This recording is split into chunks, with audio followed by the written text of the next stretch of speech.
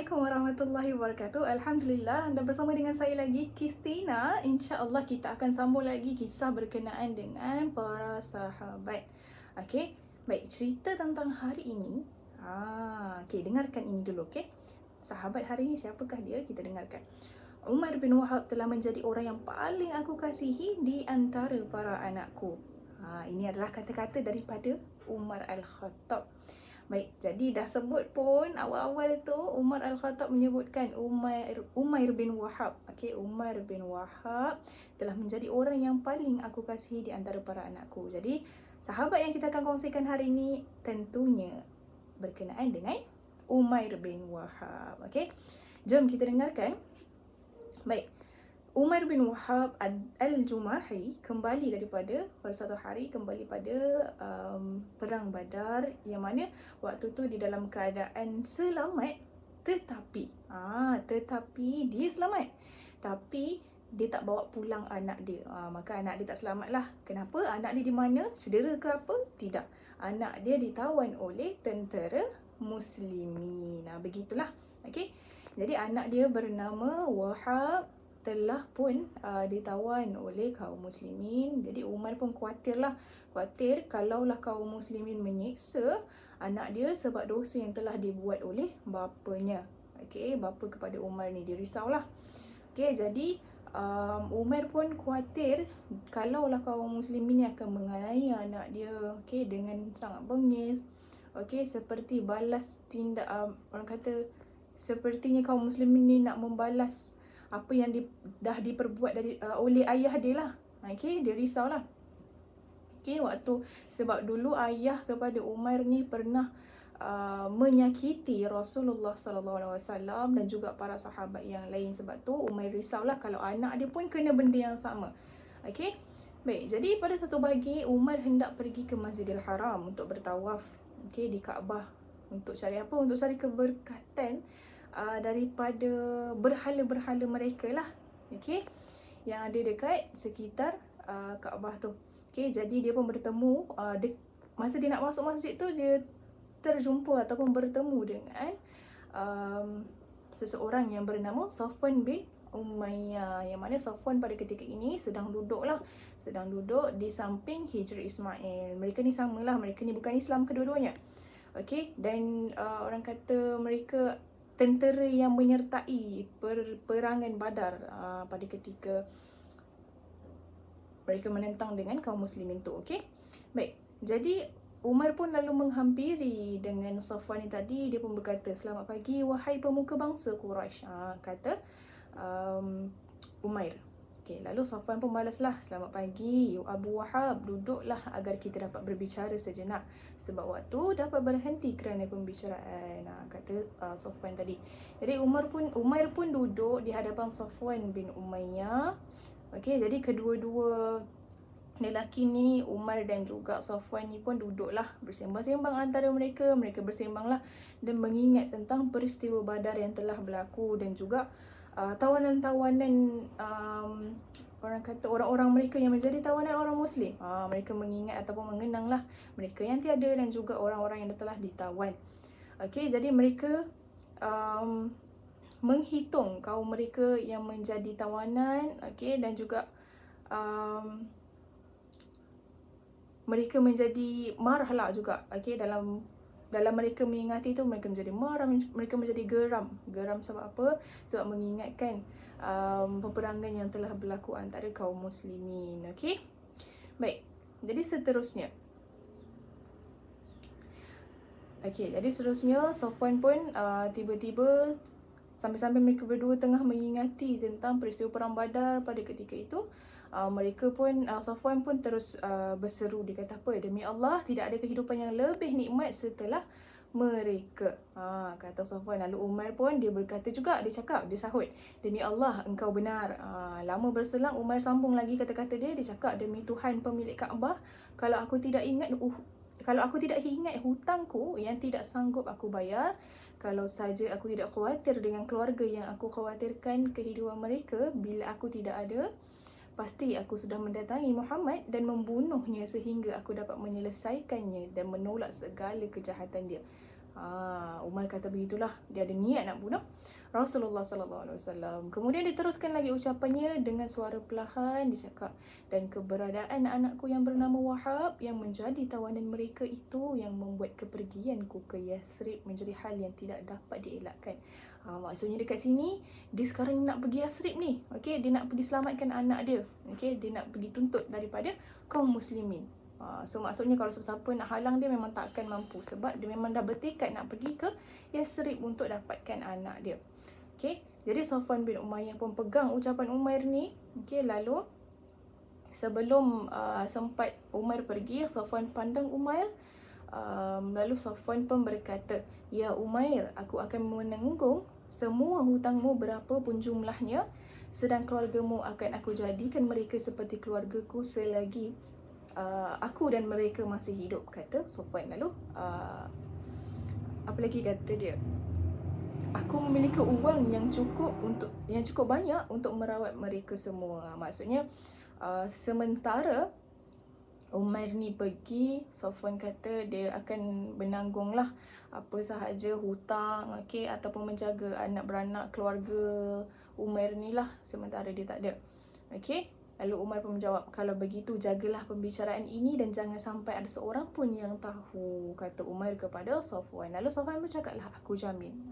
Lalu Umar pun bangkit daripada masjid tersebut dengan api kedekian yang menyala dalam hati dia. Dia sangat-sangat marah ni. Dia betul-betul bertekad nak pergi ke Yathrib, nak selamatkan anak dia, nak dapatkan anak dia balik. Okey. Lalu dia persiapkanlah bekal untuk mewujudkan tekadnya tadi. Okey. Jadi dia tak khawatir pun, okey, kegelisahan orang lain akan perjalanan yang dia akan lakukan, sebab apa? Para keluarga tawanan Quraisy yang lainnya pun sebenarnya mereka merasa ragu. Mereka nak pergi nak selamatkan keluarga-keluarga mereka, tapi mereka merasa ragu. Tetapi lain dengan Umar ni, dia bertekad juga nak pergi selamatkan anak dia, nak pergi ambil anak dia daripada tawanan orang muslim. Okey. Baik, jadi Umar pun minta keluarganya untuk mengasah pedangnya lalu melumurkan dengan racun sebagai persediaan ni untuk dia menghadap nanti kaum-kaum muslimin, tentera muslimin yang berada di Yathrib. Okey, jadi dia minta keluarga dia asah pedang tajam-tajam, letak ataupun lumurkan racun di pedang tersebut. Nanti mungkin kalau orang yang terkena tikaman daripada pedang Umar ni mungkin akan terus matilah kan, sebab dah luka. Kemudian ada racun yang terus mematikan. Itulah macam kira strategi Umar lah. Okey.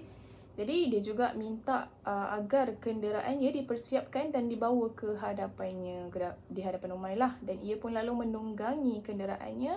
Dia pun mulalah menuju ke Madinah dengan selendang kebencian. Selendang kebencian ni maksudnya dengan hatinya ataupun dirinya penuh dengan kebencian dan kemarahan lah. Okey. Jadi akhirnya Umar pun tiba di Madinah dan dia pun berjalan menuju ke masjid untuk mencari Rasulullah sallallahu alaihi wasallam. Dan saat ia sudah hampir dekat dengan pintu masjid, dia memberhentikan tunggangannya, lalu Umar pun turunlah. Dan pada saat ini Umar bin Khattab radhiyallahu anhu sedang duduk bersama para sahabat yang lain dekat dengan pintu masjid. Okey, dekat dengan pintu masjid. Okey. Jadi mereka pun sama juga, mereka pun pada ketika ini Umar bin Al-Khattab dan juga sahabat yang lain masih lagi mengenang perang Badar dan tawanan Quraisy serta jumlah yang terbunuh daripada pihak mereka. Mereka juga mengenanglah para pahlawan muslimin daripada suku Muhajirin dan juga Ansar. Mereka juga mengingat anugerah kemenangan yang Allah berikan kepada mereka dan apa yang Allah perlihatkan kepada mereka tentang kekalahan yang diterima oleh musuh. Okey. Jadi saat ini kepala Umar menoleh sambil-sambil diorang tengah mengenang peristiwa Badar yang lalu, tiba-tiba kepala Umar menoleh melihat Umair bin Wahab yang baru saja turun daripada tunggangan dia. Okey, terlihat saja Umar sedang berjalan ke arah masjid dengan pedang yang terhunus ni, pedang yang ada lumuran racun tadi ni. Okey. Maka Umar pun langsung bangun, okey, dengan perasaan khawatir. Lalu Umar kata, "Inilah si anjing musuh Allah, Umair bin Wahab." Okey. Demi Allah, pastilah ia datang hendak membuat keburukan. Dialah yang pernah menghasut kaum musyrikin di Mekah untuk memusuhi kami. Dan dia juga yang selalu menjadi mata-mata sebelum terjadinya perang Badar, kata Umar. Okay. Diingatlah apa yang dibuat oleh Umair ni. Jangan confuse Umar Al-Khattab dan juga Umair. Saya pun kadang tersasul. Saya harap anda fokus. Fokus. Okay. Jadi, Umar pun berpesan kepada para sahabat dia, pergilah kepada Rasulullah dan tetaplah kalian bersama dengannya. Umar suruh sahabat yang lain melindungi Rasulullah lah pada ketika ini. Jadi, kata Umar lagi, waspadalah saat syaitan pembuat makar ini akan berlaku khianat kepada beliau. Kata Umar. Kemudian Umar pun datanglah menghadap Nabi Muhammad SAW seraya berkata, ya Rasulullah, ada musuh Allah bernama Umair bin Wahab datang dengan membawa pedang terhunus. Aku menduga bahawa ia ingin membuat kerosakan. Lalu Rasulullah pun bersabda, Rasulullah kata, bawalah dia menghadapku. Okay. Lalu Umar pun mendatangi Umair. Umar mendatangi Umair bin Wahab. Okay. Lalu Umar mengambil kerah baju Umar dengan keras, lalu melipat leher Umar sampai mencium tempat pedang yang berada di pinggul Umar tadi. Lalu Umar membawanya menghadap Rasulullah. Okay. Lalu saat Rasulullah mendapatinya dalam keadaan sedemikian, maka baginda pun bersabda kepada Umar, lepaskan dia ya Umar, kata Rasulullah. Okay, lalu Umar pun melepaskan Umair tadi, lalu berkata kepada Umar, baginda berkata kepada Umar, bukan baginda, maafkan saya, Umar pun kata ataupun berpesanlah kepada Umar ni, kata menjauhlah daripada Rasul. Kata Umar dengan tegas. Lalu Umar pun menjauh daripada Rasul. Lalu Rasulullah SAW datang mendekat ke arah Umair bin Wahab. Okay, seraya bersabda, duduklah ya Umair. Kata Rasulullah dengan baik ni. Okay, lalu Umar pun duduk. Lalu Umar kata, selamat pagi. Lalu Rasulullah pun jawablah, Allah telah memuliakan kami dengan ucapan penghormatan yang lebih baik dari kau ucapkan, wahai Umair, kata Rasulullah. Jadi Allah telah memuliakan kami dengan salam dan itu adalah ucapan ahli syurga. Lalu Umar pun jawab, demi Allah, apa yang kau ucapkan tidak jauh berbeza dengan ucapan kami dan jarakmu dengan kami hanya sedikit sahaja, kata Umar. Lalu Rasulullah SAW pun bertanyalah. Rasulullah tanya kepada Umar, apa yang membawamu ke sini wahai Umar? Okay. Lalu Umar kata, aku ke sini untuk memohon kebebasan bagi tawanan yang kalian tawan. Okay, bersikaplah baik kepadaku dalam hal ini, kata Umar. Berani dia datang, dia nak ambil tawanan daripada kaum muslimin, tawanan Quraisy daripada kaum muslimin. Lepas tu dia cakap macam ni. Berani dia. Okey, jadi Rasulullah SAW pun tanyalah lagi, lalu apa maksudnya pedang yang kau bawa di lehermu ini? Kata Rasulullah. Jadi Umar jawab, ini adalah pedang yang jelek, yang buruk lah. Okey. Apakah ia bermanfaat buat kami saat terjadinya perang Badar? Kata si Umar tadi. Lalu Rasulullah SAW pun bertanya lagi lah. Berkatalah yang jujur apa yang kau inginkan hingga datang ke sini wahai Umar. Okay? Lalu Umar pun kata, aku hanya datang untuk maksud yang telah aku sebutkan. Lalu baginda pun bersabda, bukan. Namun kau pernah duduk bersama Safwan bin Umayyah dekat dengan Hijr Ismail. Dan kalian berdua mengenang orang-orang Quraisy yang terkubur di Al-Qalib. Lalu kau berkata, kalau bukan kerana hutang dan keluargaku, aku akan datang kepada Muhammad lalu membunuhnya. Lalu Safwan bin Umayyah bersedia untuk membayar hutangmu dan menjaga keluargamu agar engkau dapat membunuhku. Dan Allah adalah penghalang dirimu untuk melakukannya. Nampak tak? Masya Allah. Rasulullah tahu apa yang dah berlaku antara dia dan Safwan, dan juga disebutkan di hadapan Umar itu sendiri. Lalu Umar pun terkejut lah. Umar terkejut bila saja didengarkan apa yang Rasulullah kata. Lalu Umar pun katalah begini kepada Rasulullah, aku bersaksi bahawa engkau adalah utusan Allah. Kemudian dia pun mengatakan, dahulu kami selalu mendustakan apa yang engkau bawa dari berita langit, dan kami juga mendustakan wahyu yang turun kepadamu. Akan tetapi kisah pembicaraanku dengan Safwan bin Umayyah tidak ada yang mengetahuinya selain aku dan dia. Jadi dia sangat-sangat terkejut. Umar sangat-sangat terkejut bila sahaja Rasulullah, patutlah Rasulullah tanya, sebenarnya apa yang bawa engkau untuk datang kemari? Bukan sahaja untuk dia ambil anak dia tahu, tapi dia ada niat lain, iaitu membunuh Rasulullah sallallahu alaihi wasallam. Jadi bila saja disebutkan padanya, dia sangat-sangat terkejut. Lalu dia pun mengucapkan syahadah. Jadi dia kata, demi Allah, kini aku yakin bahawa yang telah memberitahukanmu adalah Allah. Sekarang dia tahu bahawa Allah itu wujud, dan dia rasa betul lah Allah yang beritahu tentang perbicaraan dia dengan Safwan kepada Rasulullah. Sebab pada waktu tu tak siapa langsung yang dengar. Okey, dan mustahil kalau Safwan sendiri yang bagi tahu kepada Rasulullah ataupun menyampaikan kepada sesiapa sampailah terdengar kepada telinga Rasulullah. Sangat-sangat mustahil. Okey, sebab itu adalah orang kata rahsia. Tak mungkin Safwan akan buka mulut. Okey. Lalu kata Umar lagi, segala puji bagi Allah yang telah menghantarkan aku ke sini untuk menunjukkan aku kepada Islam. Jadi dia terbuka hati dengan Islam. Lalu dia pun bersyahadah bahawa tiada Tuhan selain Allah dan bahawa Muhammad adalah utusan Allah. Dan akhirnya dia pun masuk ke dalam Islam. Lalu Rasulullah pun bersabda, ajarkan saudara kalian ini tentang agamanya, ajarkan kepadanya Al-Quran dan bebaskan tawanannya, kata Rasulullah. Jadi kaum muslimin pun sangat-sangat gembira dengan keislaman Umar bin Wahab. Bahkan Umar Al-Khattab sempat berkata, tidak ada khinzir yang lebih aku cintai selain Umar bin Wahab saat dia datang menghadap Rasulullah sallallahu alaihi wasallam. Mulai hari ini ia adalah orang yang paling aku cintai daripada anak-anakku sendiri, kata Umar. Sampai macam tu sekali. Okey, jadi saat Umar sedang mensucikan dirinya dengan ajaran Islam, mengisi hatinya dengan cahaya Al-Quran dan mengisi hari-hari terindah dalam sisa umurnya yang membuat ia terlupa akan Mekah. Dia terlupa akan Mekah dan orang-orang yang tinggal di dalamnya. Jadi pada saat yang sama, Safwan bin Umayyah sedang berangan-angan dan dia pun melewatilah kumpulan orang-orang Quraisy sambil berkata, dia kata, bergembiralah dengan berita besar yang akan kalian dengar sebentar lagi. Dengan confidentnya Safwan ni kata begitu. Okay, lalu Safwan kata, sebuah berita yang akan membuat kalian melupakan peristiwa Badar. Diingat Umar ni pergi sana akan laksanakan niat dia betul-betul membunuh Rasulullah, sedangkan yang berlaku adalah sebaliknya. Okay. Jadi setelah penantian cukup lama yang dijalani oleh Safwan bin Umayyah, maka sedikit demi sedikit dia rasa khawatir dalam diri dia. Dia rasa khawatir, dia rasa macam curious dan juga pelik. Okay, sampai hatinya menjadi lebih panas.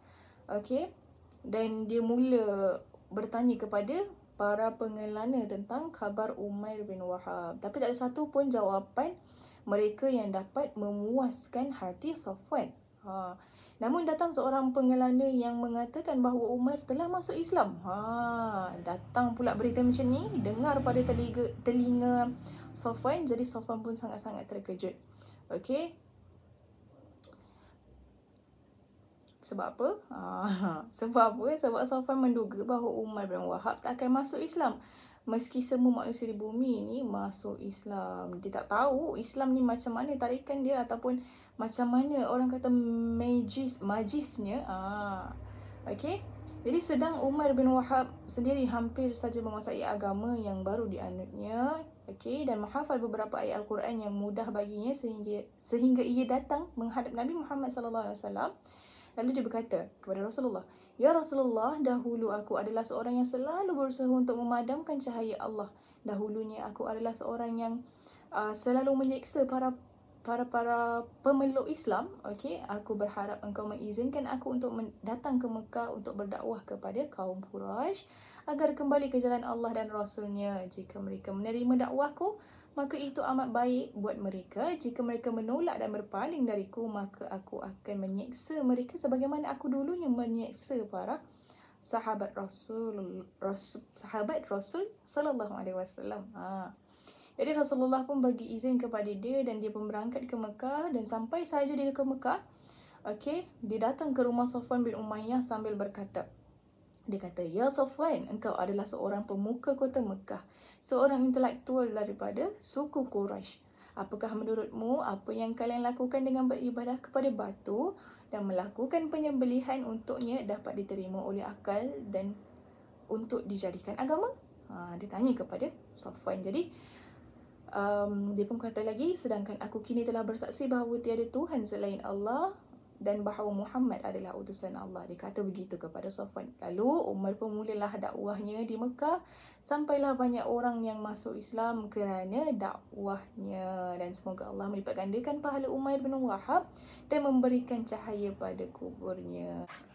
Baik, Alhamdulillah itu sahaja kisah berkenaan dengan sahabat hari ini yang bernama Umair bin Wahab. InsyaAllah kita akan berjumpa lagi di video yang seterusnya, insyaAllah. Okay, terima kasih untuk hari ini.